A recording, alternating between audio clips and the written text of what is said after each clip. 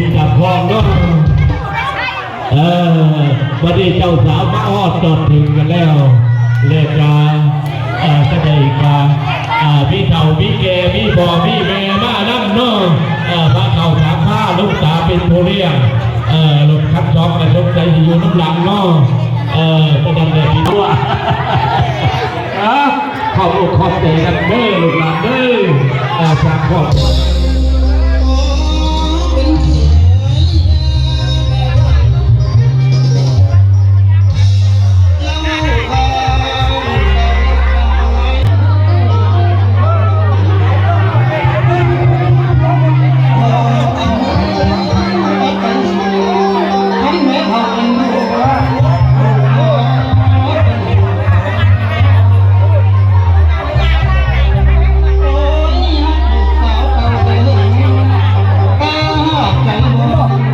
พักกันไปคนโน่นคณะคณะไม่ลง